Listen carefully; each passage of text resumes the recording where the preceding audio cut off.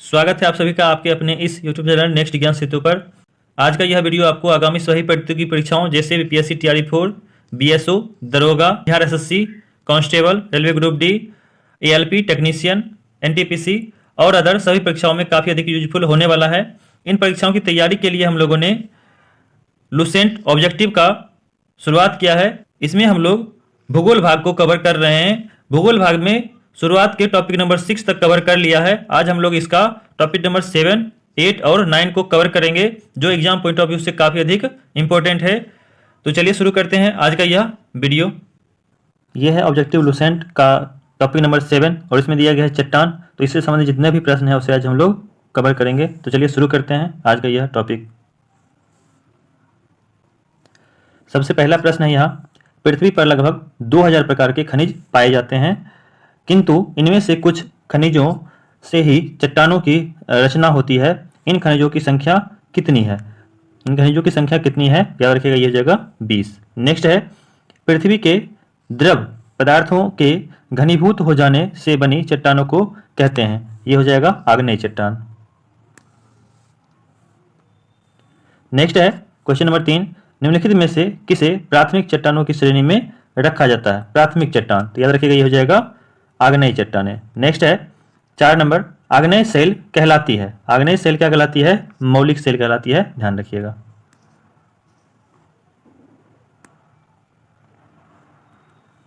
Next है 5 number प्रश्न, निर्माण की दृष्टि से निम्न में से कौन सी चट्टान सर्वाधिक प्राचीन है? याद रखिएगा ये हो जाएगा आग्नेय चट्टान। नेक्स्ट है, आग्नेय चट्टानें बनती हैं, ये कैसे बनती हैं? याद रखिएगा, गर्म लावा के ठंडे होने से आग्नेय चट्टान बनते हैं। नेक्स्ट है, मोह स्केल से निम्नलिखित में से किसका मापन किया जाता है? तो यह हो जाएगा आपको आकाशीय पिंडों की दूरियों को मापा जाता है।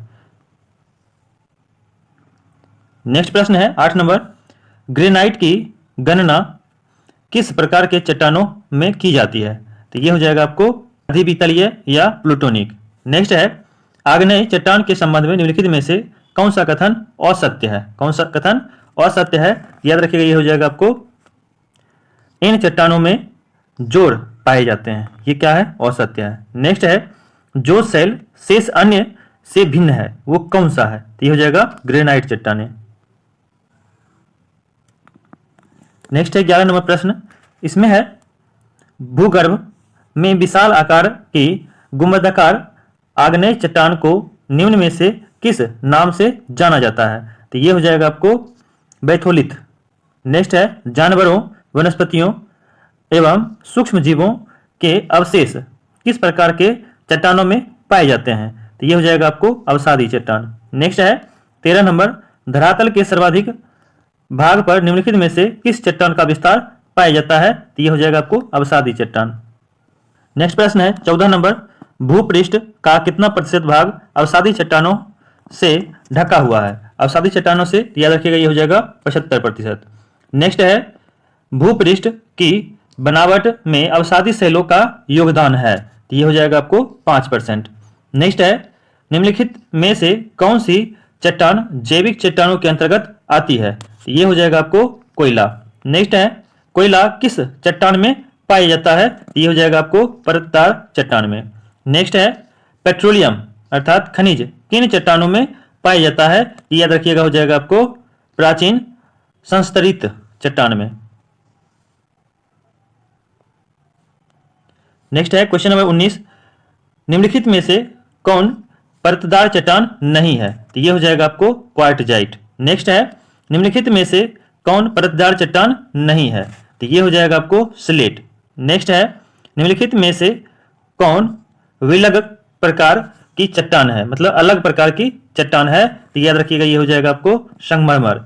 नेक्स्ट है, पृथ्वी के आंतरिक संरचना में किस चट्टान का निर्माण अधिक ऊष्मा और दबाव से हुआ है? तो ये हो जाएगा आपको कयांतरिक चट्टान। नेक्स्ट प्रश्न है 23 नंबर, बलुआ पत्थर परिवर्तित होता है। बलुआ पत्थर परिवर्तित होता है, ध्यान रखिएगा क्वार्टजाइट में। नेक्स्ट है, चूना पत्थर का कयांत्रित रूप है, तो ये हो जाएगा आपको संगमरमर। नेक्स्ट है, निम्नलिखित में से कौन सी रूपांतरित चट्टान है? रूपांतरित चट्टान हो जाएगा नीस। नेक्स्ट है, निम्नलिखित में से कौन सा कैंत्रित चट्टान है? कैंत्रित चट्टान हो जाएगा, ध्यान रखिएगा, संगमरमर। नेक्स्ट है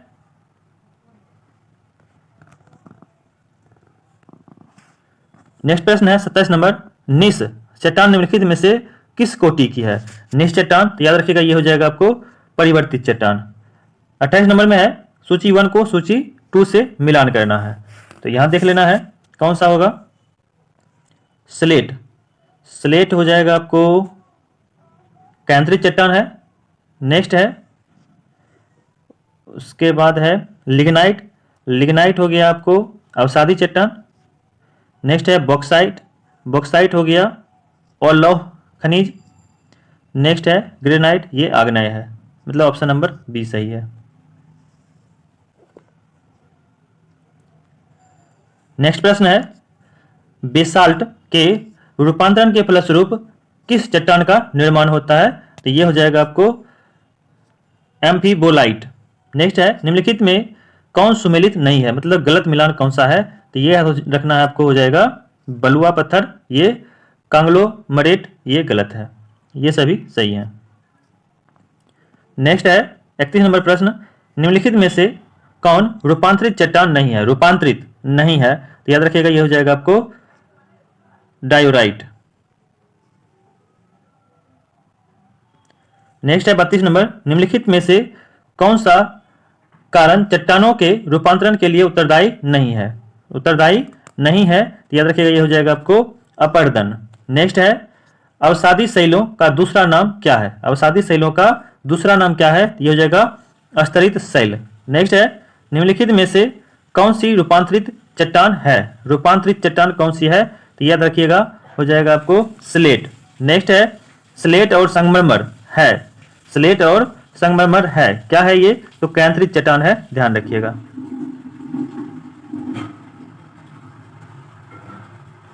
अगला प्रश्न है 36 नंबर, निम्नलिखित में से आग्नेय चट्टान कौन सी है? आग्नेय चट्टान याद रखिएगा इस जगह ग्रेनाइट। नेक्स्ट है रूपांतरित चट्टानों की उत्पत्ति डैश चट्टानों से हुई है, ये रखना है आपको, आग्नेय या फिर तलछटी दोनों से हुआ है।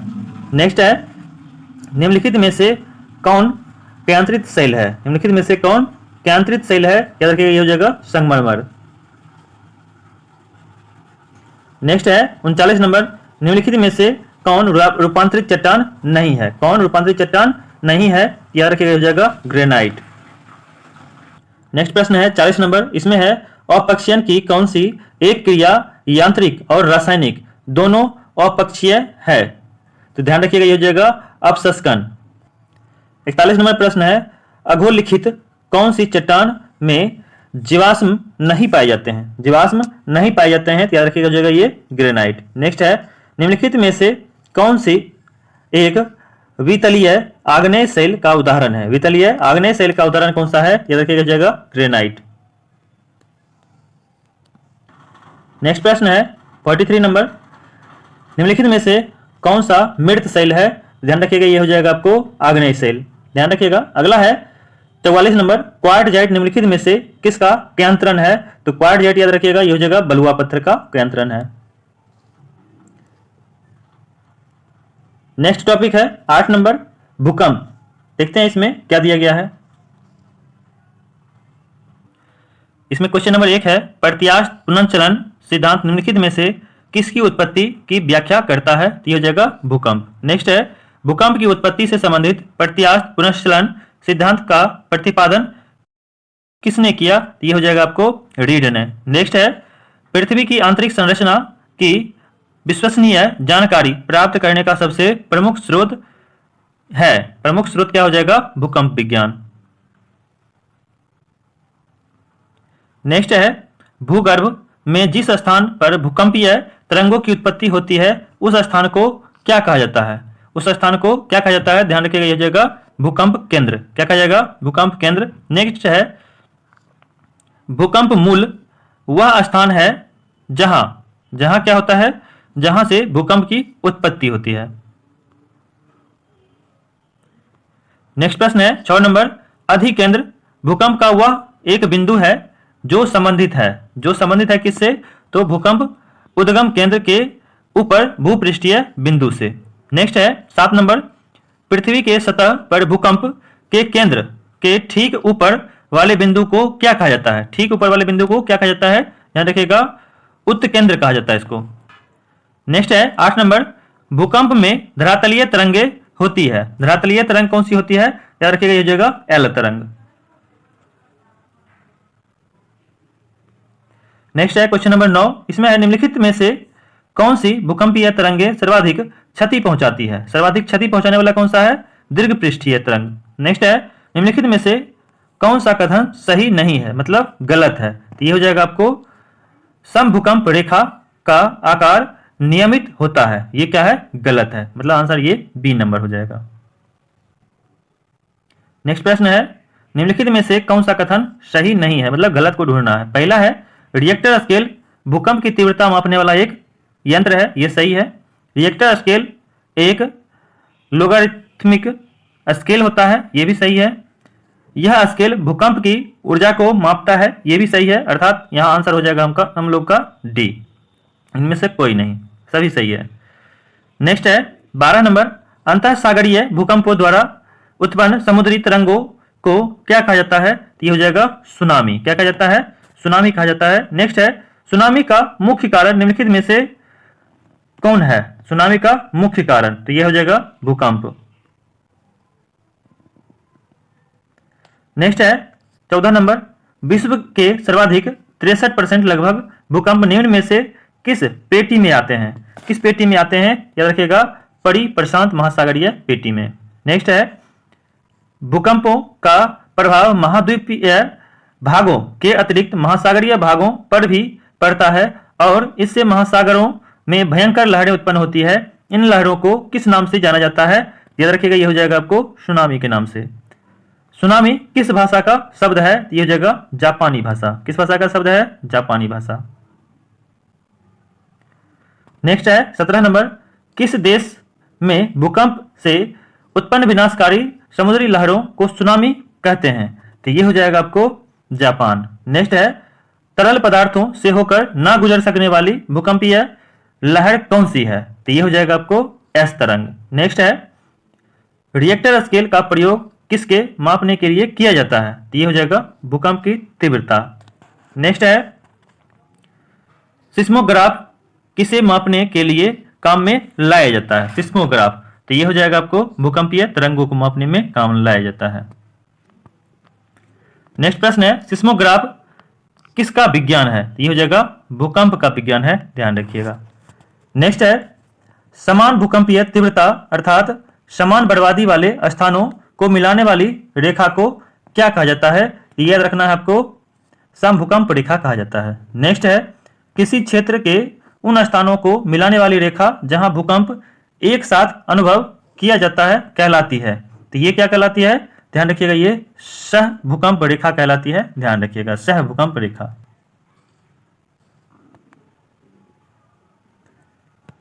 नेक्स्ट है 24 नंबर, समभूकंप रेखा का आकार प्रायः होता है। इसका आकार प्रायः कैसा होता है? अनियमित होता है। नेक्स्ट है भूकंप का कारण है। भूकंप का कारण क्या है? याद रखिएगा, ये टेक्टोनिज्म।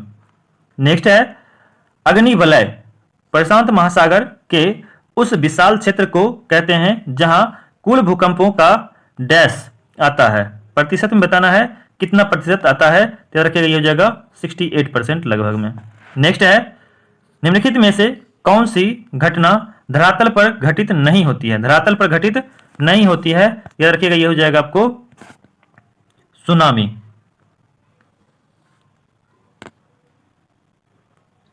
नेक्स्ट है 28 नंबर प्रश्न, इसमें है निम्नलिखित में से कौन सी अनुमेय प्राकृतिक आपदा है? प्राकृतिक आपदा कौन सी है? तो हो जाएगा भूकंप। नेक्स्ट है निम्नलिखित में से कौन सा एक एशिया के पूर्वी सीमांतों में होने वाले भूकंपों का कारण बताता है? तो ये हो जाएगा आपको एशियाई प्लेट के नीचे पैसिफिक प्लेट का अवगमन, ये हो जाएगा आंसर।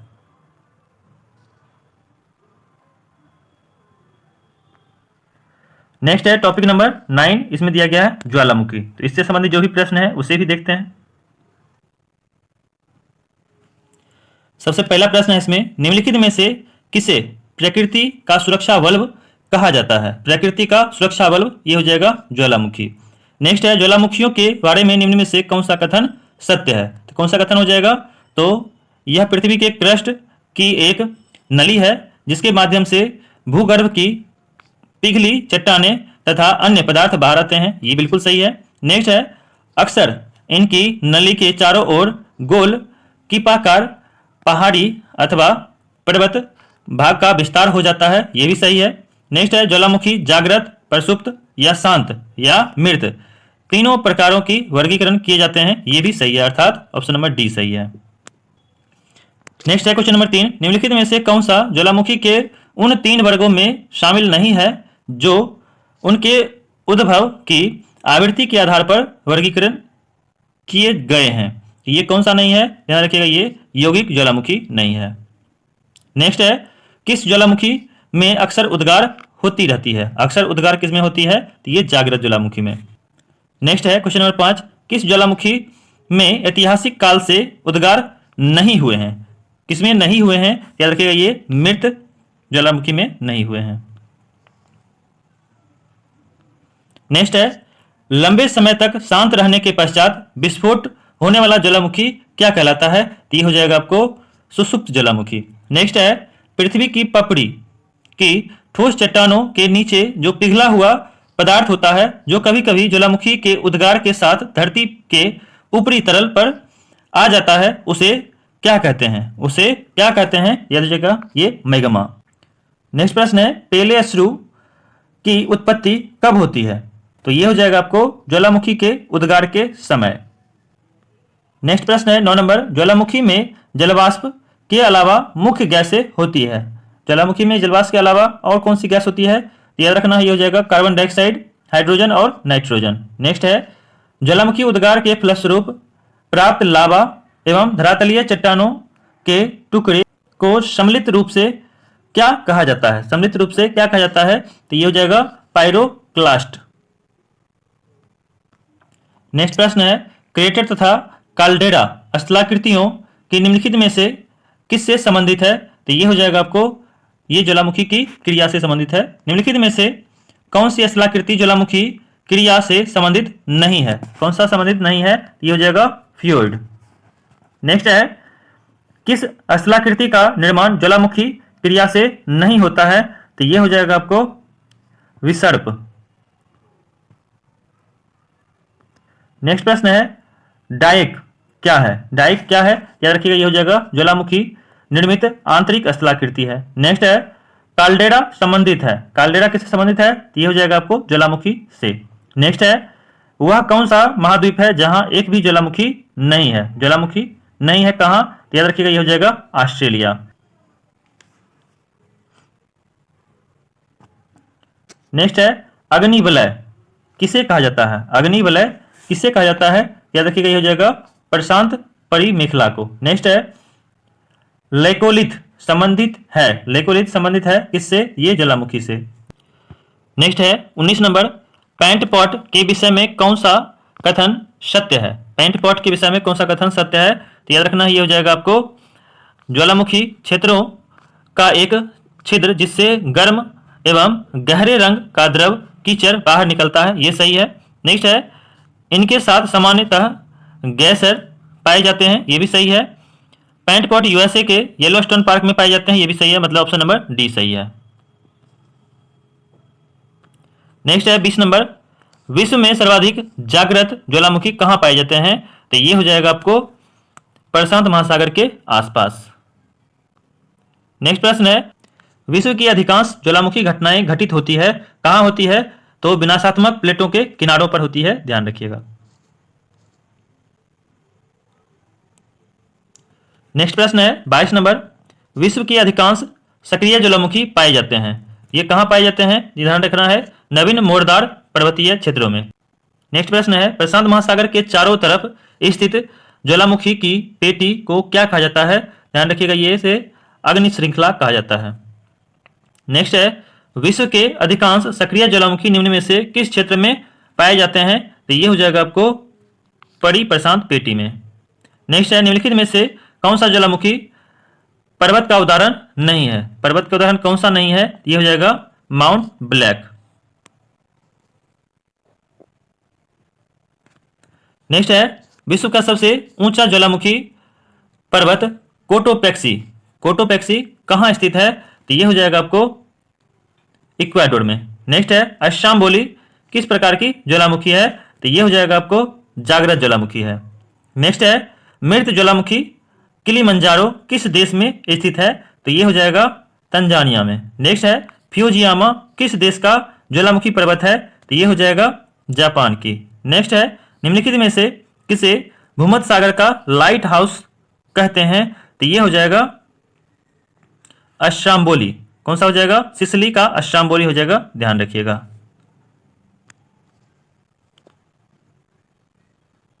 नेक्स्ट है फौसा मैग्ना है एक, ये क्या है?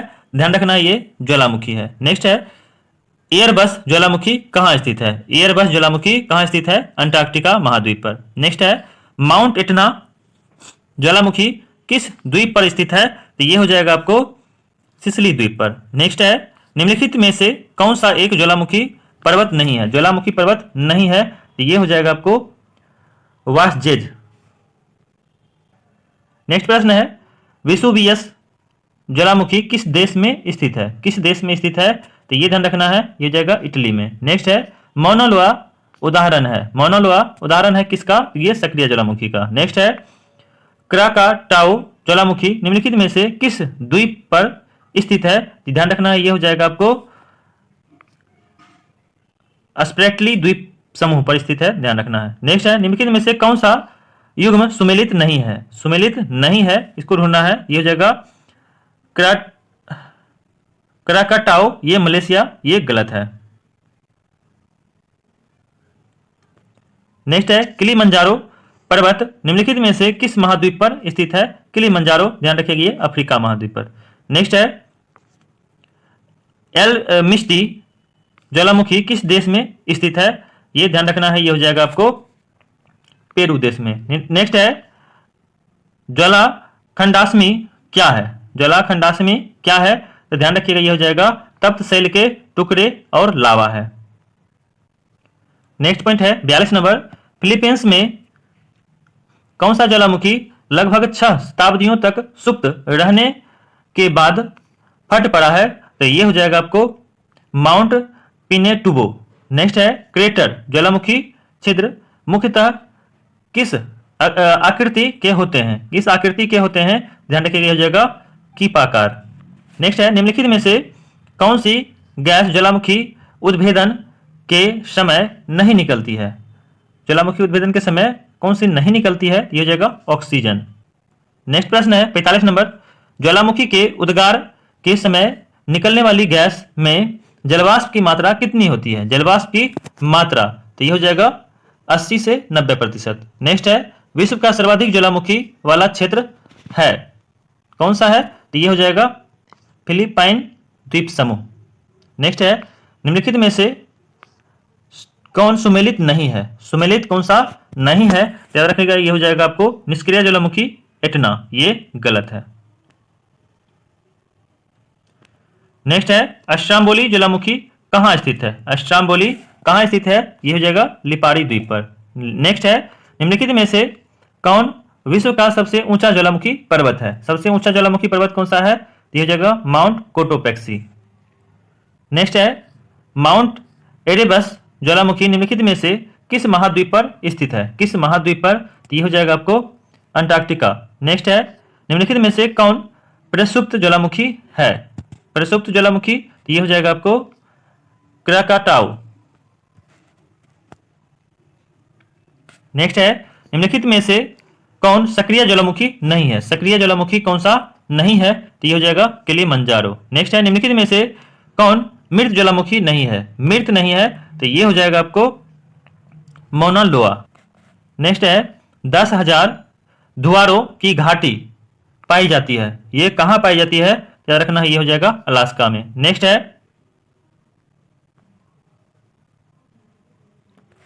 नेक्स्ट प्रश्न है विस्फोट की तीव्रता के आधार पर ज्वालामुखियों के प्रकार का सही आरोही क्रम कौन सा है? सही आरोही क्रम कौन सा है? ये हो जाएगा बी नंबर हवाई तुल्य, उसके बाद अस्ट्राम्बोली तुल्य, उसके बाद है वाल्केनियन तुल्य, उसके बाद है पिलियन तुल्य। नेक्स्ट है निम्नलिखित में से किस प्रकार की ज्वालामुखी में सर्वाधिक विस्फोटक उद्गार होता है? तो ये हो जाएगा पिलियन तुल्य। नेक्स्ट प्रश्न है पेले के बाल का संबंध निम्नलिखित में से किस प्रकार के ज्वालामुखी से है? तो ये हो जाएगा हवाई तुल्य। नेक्स्ट है निम्नलिखित में से किस प्रकार के ज्वालामुखी की आकृति गोभी के फूल जैसा होता है? तो ये हो जाएगा आपको वाल्केनियन तुल्य।